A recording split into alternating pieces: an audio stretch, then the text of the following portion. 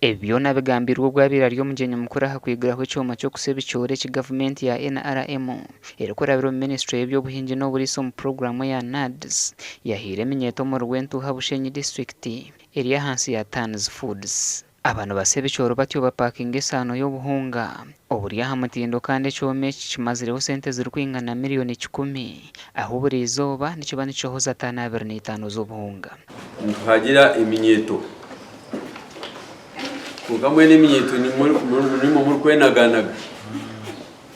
hata bakubizire na idea twagibayinga tuba supporting tubahire mukono eminyeeto mwene himuro kwa heru emiromo ni materoho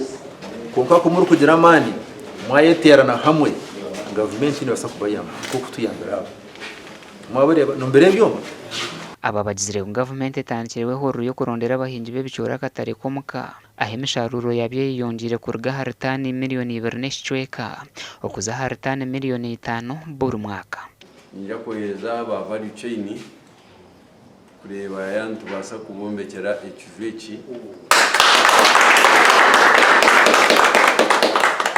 tutahindwire machinery tutahindwire mwanya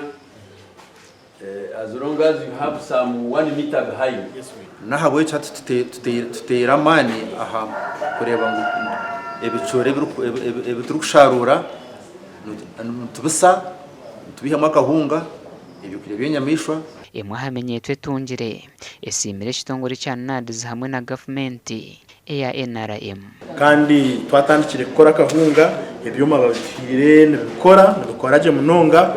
kandi wabigeragirana sana n'ibyome bikuru ebitabe tuyineho ebi mazima byokore by'umurumo so government katuyamba yatuheze cyoma kinaha nutukoraje nka group twatandikire no gukora eminyeeto yegekashaba obuhwezi bw'ekyoma cyo kuseba icyori necyo kupakinga obuhunga buri aha mutindo mu gavumenti barakurabira mu bebembezi babo ba district zityo nezeshara zabo okugarukwamu gasha kwa maiko atuhachiri.